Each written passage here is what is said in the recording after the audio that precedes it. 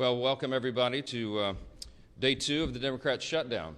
Let's make absolutely clear what's happening here. Real pain is being inflicted upon the American people because 44 Democrats in the Senate have voted for the third time to reject the completely nonpartisan, completely clean, very simple 24-page continuing resolution that we passed in the House here 2 weeks ago. Now, why did we do that? For a refresher for everyone.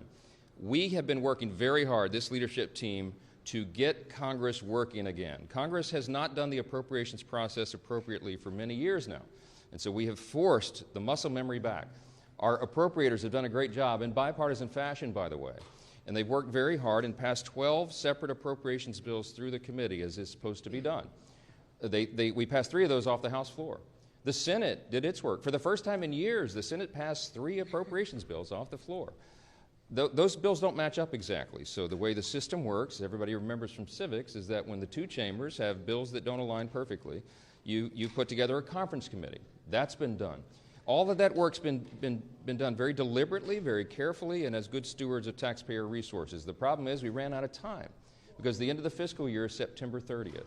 So we did the logical, simple, good faith thing. Instead of loading up a continuing resolution to keep the lights on, to keep the government open so this process can continue, instead of loading it up with poison pills or gimmicks or tricks, we sent over a very simple continuing resolution that every single Democrat in the Senate has voted for in the past, just to keep the government open for the people, so that we could get to November 21st, 7 weeks, to allow more time for this process to play out. That is what happened. Now, the Democrats did something they've never done before. Chuck Schumer has led them all to vote against it. Everybody's been discussing this for the last few days. Why in the world would Chuck Schumer do a 180-degree turn? Because he said passionately, as recently as March of this year, on the same instrument, the same ZR, that it would be reckless and irresponsible and dangerous to close down the federal government. Why did Chuck Schumer change his tune? Everybody knows that now. He's trying to avoid a challenge from his left flank in his next Senate re-election campaign.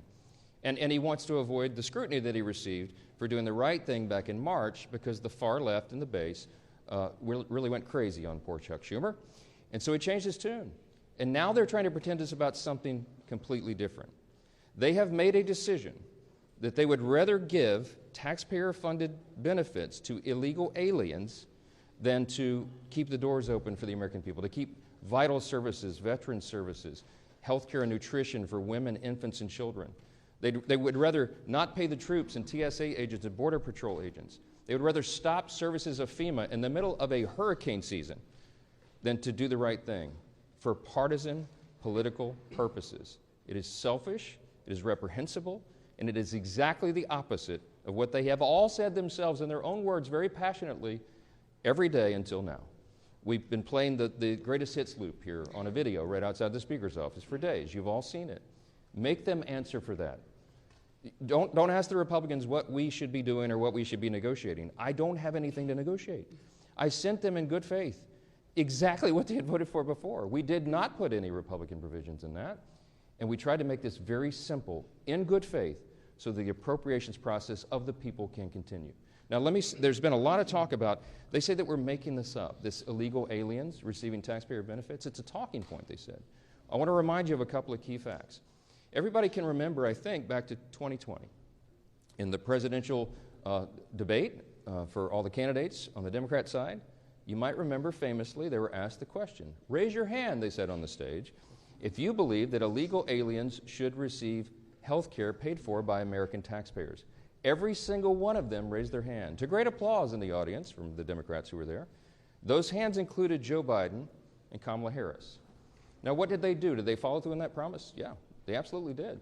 Joe Biden used executive orders, and he expanded benefits, health care, to illegal aliens in his 4-year term. That was an outrageous violation of the existing federal law and of the principles of good stewardship. Those resources are not meant for people who break the law and come into our country. They're meant for U.S. citizens. And so they watered down these health programs. It was terribly dangerous. So we got the majority. President Trump has returned to the Oval Office with a mandate of 75 million Americans, this big popular vote win. The House Republicans received our largest popular vote total in the history of this institution. Republicans went immediately to work. And we passed the one big beautiful bill, the Working Families Tax Cut, and we fulfilled all the promises that we made. One of the key promises that we made, because you all know that the open border was probably the #1 issue in the election cycle, was that we would end that madness. We would cut off resources, hard-earned taxpayer dollars by American citizens not going to reward people for breaking our law and coming over the border. And we did that. The one big beautiful bill, the Working Families Tax Cut, included a huge provision. A big chunk of that bill was the health provisions. Now, why are we saying that they want to return and restore taxpayer-funded benefits to illegal aliens? Because that's exactly what they did. When they rejected the clean CR that we sent over, the Senate Democrats, Chuck Schumer, filed a counter-proposal. Now, what was in that counter-proposal?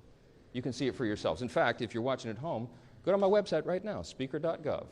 Go to the press releases tab and you'll see it. It's listed right there. Just click on it. I'd like you to turn in your hymnals to page 57, okay? Section 2141. It is there in black letter. They filed this. This is not a talking point. This is what they proposed. They wanted to add, instead of the clean CR that keeps the government open for 7 more weeks to allow us to finish the work, they proposed a wild list of partisan priorities. Among them, they want to return $500 million to the Corporation for Public Broadcasting to prop up left-leaning and biased media organizations. We're not doing that. The American people don't want us to do that. We don't need the Corporation for Public Broadcasting funded by taxpayers anymore because we're in their age of ubiquitous media. There's, 200 of you guys here? There's so many outlets. We don't need to do that. We're not going to do that. They wanted to cut, in the Democrats' counter-proposal, I want you to read it for yourself, speaker.gov. Go there and check it out. They want to remove the rural hospital fund that Republicans fought so hard to put into the one big beautiful bill. We set $50 billion aside to take care of rural hospitals. Why would Chuck Schumer want to get rid of that? I don't know. A lot of those rural hospitals are in red states. You have to decide for yourself what the motivations are here. But they say they're for health care. Why would they want to do that? The other thing that they put in there is very important. And on page 57 in section 2141, not a Republican talking point, read from the Democrats' document themselves. They said that they want to repeal the health provisions of the one big beautiful bill. Now, why is that so important? Because I want to tell you what those health provisions did. They eliminated all of the taxpayer-funded benefits going to illegals. There was an amendment that was sent over to the Senate to ensure that illegals would not be getting health care paid for by taxpayer dollars. Illegal aliens, okay? 43 of the 47 Senate Democrats voted against that. This is just a few months ago. The bill was signed into law July 4th, and we cut all of that out. Let me tell you what some of those things are. The Democrats' counter-proposal CR, the dirty CR we call it, as opposed to the clean CR, would result in nearly $200 billion being spent on illegal aliens and other non-citizens. Let me be specific. This is just a few of the reforms that we put in that they want to repeal and reverse. Number one, a provision that closes the California loophole. Now, that's a provision that's also been adopted by states like New York and Michigan and Massachusetts. Other states have followed, other blue states. The California loophole allows taxpayer-funded Medicaid for illegal aliens. We eliminated that in the big, beautiful bill. Their counter-offer is to repeal and reverse that. That would cost $34 billion of U.S. taxpayer funds. Number two, a provision that prohibits Medicaid from paying more for emergency care provided to illegal aliens than it does for American patients who are disabled or elderly or children. We eliminated that in their counter-proposal that they have filed that you can read yourself. They want to repeal that. That would cost taxpayers $28 billion. Here's another one, number three. They've counter-proposed a provision that ends the Obamacare funding for non-citizens. The cost of that repeal would be $91 billion to all of you. Taxpayers, hardworking American citizens, would be funding that. A provision that repeals the Obamacare special rule for immigrants. That cost would be $27 billion for taxpayers. A provision that ends Medicaid funding for those improperly granted asylum and parole under President Biden's open borders. The cost of that would be $6 billion. I think that's actually a low estimate. You know, President Biden intentionally opened the border and Kamala Harris for 4 straight years. By some estimates, 20 million illegal aliens came from every country all around the world, and a lot of dangerous people came into the country. And you know what they did? They granted them all asylum. They gave them all this parole status. so that they could roll on to taxpayer benefits. We've all been funding that. Republicans said, no, that does not comport with common sense. We're going to do right by Americans and not everybody else. We're not going to incentivize illegal immigration, and that's exactly what Biden and Harris did. It's what President Trump ran on to end, and we did that. It took the president about 2 months, and he closed that border tight. We don't have that problem anymore, but we still got to deal with the tens of millions of people who are here illegally. We're working on that. So the Democrats' so-called reasonable counterproposal would reverse all those common sense reforms I just listed and more. And I don't want you to take our word for it. I don't want you to regard this as some talking point. I want you to go read it for yourselves. Speaker.gov, go to press releases. You'll see it's the first thing listed. Click on the bill and go through it yourself, and you'll see it. The result of all this would be $200 billion at least in taxpayer-funded benefits going straight to illegal aliens. Those are the simple facts. They cannot refute it. We have been making the rounds in all the media and every mainstream media outlet that we can get to over the last few days. And no one can challenge the facts that are on the paper. It's right there for everybody to see themselves. We have lots to say about that, and I'll answer some questions, but I want you to hear from the rest of the leadership team. And our majority leader, who's been working really hard on all this, is Mr. Steve Scalise. Leader? Thank you, Mr. Speaker.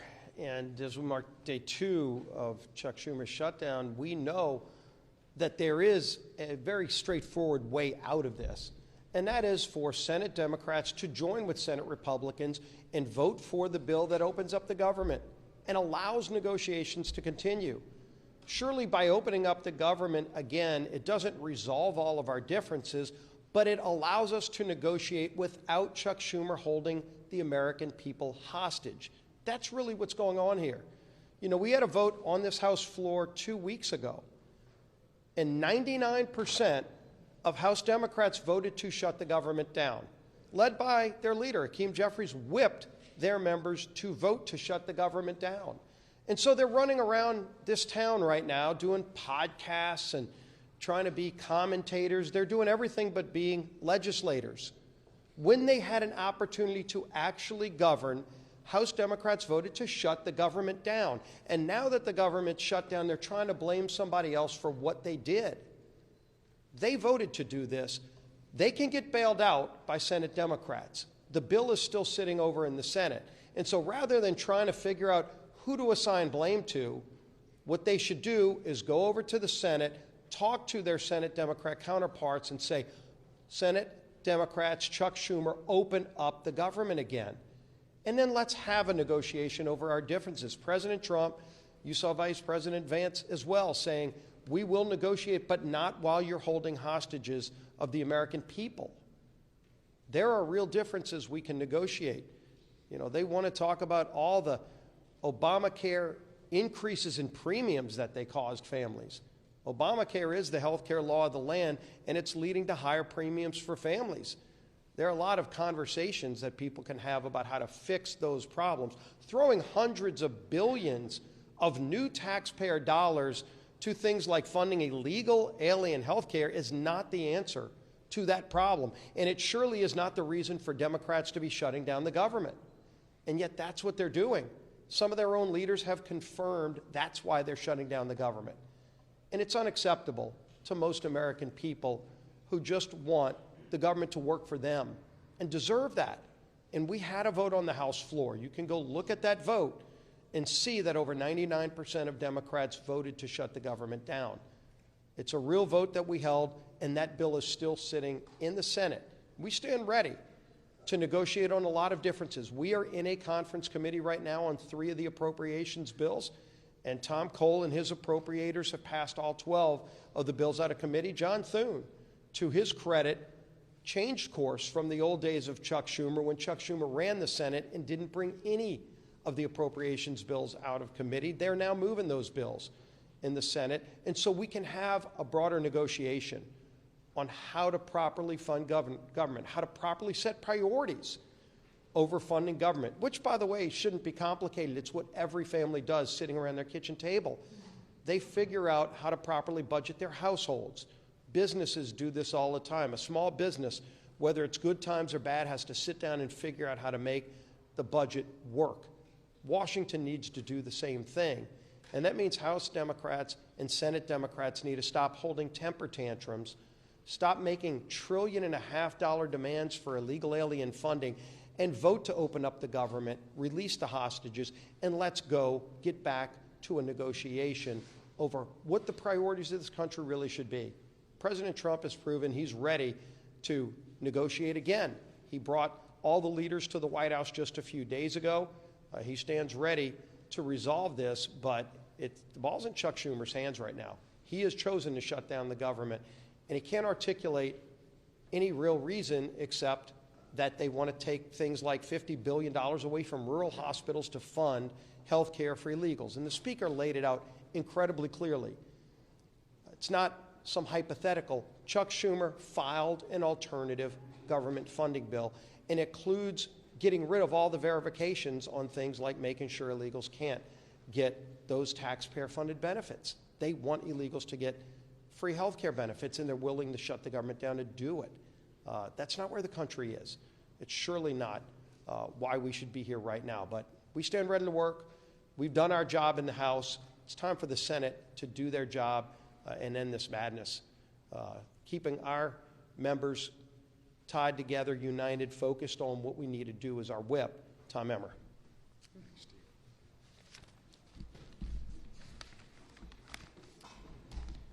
Our men and women in uniform, veterans, air traffic controllers, farmers and ranchers, federal workers and their families, Americans who rely on telehealth and home care services. These are just a few of the victims of the Chuck Schumer Democrat shutdown. All because Chuck Schumer and Hakeem Jeffries care more about appeasing the radical members of their party than working in good faith to keep the government open. They are trying valiantly to claim that they are doing it to fight for Americans' health care. But their $1.5 trillion wish list, which slashes funding for rural health care, as you've heard from both the Speaker and the Majority Leader, while giving taxpayer-funded health care to illegal aliens, tells a much different story. The American people see their political charade for what it is. The good news is Democrats still have time to do the right and reasonable thing. Because Republicans have done our job, there is a clean, nonpartisan continuing resolution ready in the Senate to send to President Trump's desk right now. The question is, how long? How long will Democrats hold the American people hostage to play their political games? I hope they come to their senses soon. Until then, we're going to force them to go on the record about their self-inflicted shutdown every single day. And the consequences will be theirs to own, and only theirs. With that, I'll turn it over to our conference chair, Lisa McClain.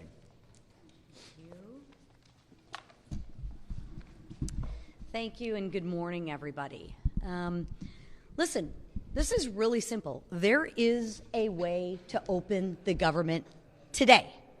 Pass the clean Republican CR bill that we already passed. I mean, it's really, really simple. That's it. Just pass it, right? Goodness, Democrats have done this 13 times before, right? The same bill, 13 times before. It's really, really simple. So what's the problem now? Ask yourself, what's the problem now? Democrats want to make their most radical followers happy.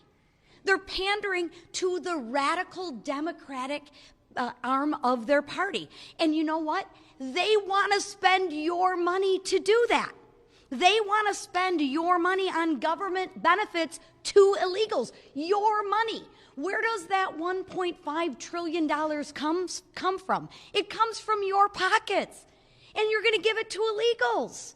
Nobody wants that, except the Democrats. They're going to spend your money on a climate crusade, and they're going to spend your money on radical media outlets. Gang, this is your money. It comes out of your pockets that you work very, very hard for. And more than $1 trillion they want to spend on their radical Democratic goodies. What's more, they want to make you pay for that, all while gutting historic investments in rural health care, which is really interesting, right? What's their talking point now? Oh, healthcare, healthcare, healthcare, healthcare, right? Then ask them, why would you gut $50 billion if you care so much about healthcare from the rural healthcare, right? Because they don't have any facts. All they have is talking points, right? And they can't remember what they're talking about, right? They're talking out of both sides of their mouth. They want to take $50 billion away from rural healthcare. Gee, I wonder why. And since they didn't get any of those things on a silver platter, they want to throw a fit, a tantrum, and they want to shut the government down. And guess who pays the price for that? Real Americans do. So I ask Democrats, are you okay with this? Are you okay with mothers on WIC unable to get milk for their children? Answer that question, Democrats, because with your no vote, you are voting for mothers on WIC not to be able to feed their children. Are you okay with that? Ask them that when you talk to them, right? And ask the Democrats, are you okay with soldiers wondering how they're going to make ends meet when they aren't getting paid? That's their vote when they vote for the clean CR, when they have a no vote on the clean CR. They are voting, Democrats are voting, to make sure that troops aren't getting paid. Ask them if they're okay with that. And ask them if they're okay with delaying home purchases for families and benefits of veterans, right? Enough. Stop the hijacking of our government. Stop the political games. That's why the leadership team behind me put a clean CR on the table. We didn't play any political games. We didn't add a bunch of our wish lists, a bunch of our pet projects to the CR. No, we said enough with the games. Let's put the exact same CR on the table that the Democrats voted for 13 times. And you know what they said? They said no. So if the Democrats really care about the American people, pass the clean CR, stop hijacking the American people, and stop pandering to the progressive, radical arm of their base. Thank you. Right here, yeah.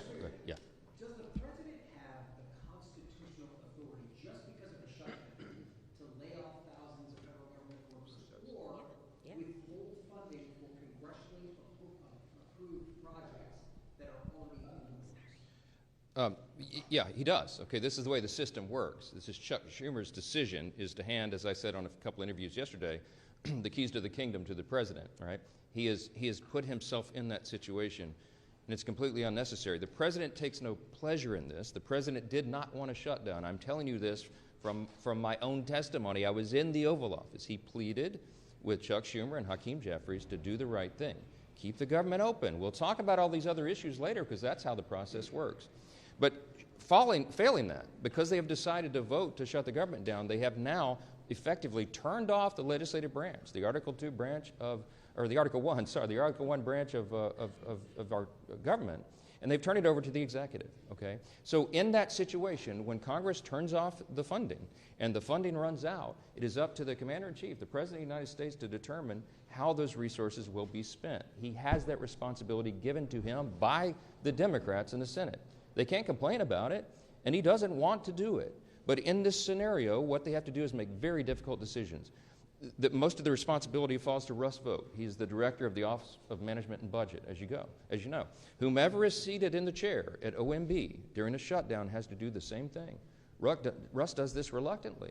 We had a 45-minute telephone conference with him yesterday. He talked to all the House Republicans. He takes no pleasure in this because Russ has to sit down and decide, because he's in charge of that office, which policies, personnel, and which programs are essential and which are not.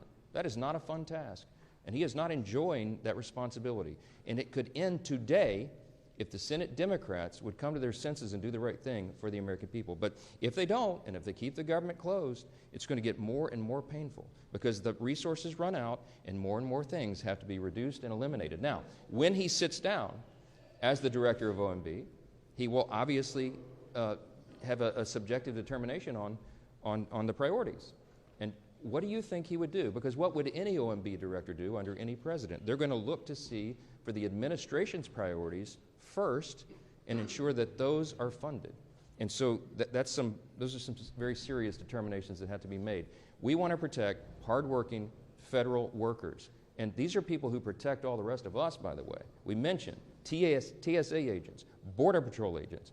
Our troops, the military, are not being paid, and so they're inflicting hardship on people for no reason. Is it constitutional? Is it lawful? Is it part of our system? Of course it is. It always has been. And the Democrats are the ones who have decided to inflict the pain, not the president. Back row, back row. You all have shared polling showing the American public is on your side. I'm wondering if those layoffs happen in mass, thousands of federal workers are eventually cut from their jobs and programs. Do you worry you're going to sort of lose the support of the public in that scenario? No, I mean, look, the reason that we're talking with you so plainly today is to explain to every single American citizen why this is happening. How in the world could they blame the people here who have done our job and sent over a clean CR to keep the lights on? There is no gimmick. People say, why aren't you negotiating with Schumer and Jeffries? Because I quite literally have nothing to negotiate. There's nothing I can pull out of the bill that was a Republican priority to say, oh, we won't do that. Why don't you guys vote for it now? I don't have anything. I didn't put anything in it to send it over. I'm stunned. I'm stunned that they have decided to shut the government down and hurt people. It is on them 100%. The New York Times poll that was put on the Senate floor yesterday, I think it was, day before, they pointed out to Chuck Schumer, who's from New York, of course, that the New York Times, clearly not a right-leaning organization, publication, has found that 65% of respondents said, please, Democrats, don't shut the government down because you don't get what you want. Many of them remember in New York, of course, what Chuck Schumer and AOC and all the rest. AOC literally said that on the House floor several months back. She said, it's not normal to shut the government down just because you don't get what you want. Well, what changed? What changed? It's on them and not us. Yes, ma'am. Yeah. We've learned that the Senate obviously may take up your bill again, but if it fails, we've been told it's possible senators could go home for the weekend. They won't hold any votes until Monday. Do you think the Senate needs to stay? Of course they do. Of course they do. And the House is coming back next week, hoping that they will be sending us something to work on, that we can get back to work and do the people's business. They're anxious to come back, but the Senate Democrats, 44 of them, all the pressure should be on the 44 Democrats who were dug in to try to pander to the far left corner of their base. That's what this is. How important is it to appeal to the radical left of your base and hurt Americans? Because if they drag this on through the weekend, more and more people will be hurt. I want you to think about, I come from a big military district, okay? Louisiana's 4th Congressional District is home to Barksdale Air Force Base and the command of Global Strike. The Global Strike Command is in my district. In the south part of my district, we have Fort Polk and the Joint Readiness Training Center. I have lots of active duty military and lots of veterans. I want you to think about the young airman or the young soldier who's deployed right now, defending our freedom and all of us in America's interest. And they've left, I think of this one particular family. This gentleman is deployed. He's got a young wife at home, and they have 3 small children under the age of 6.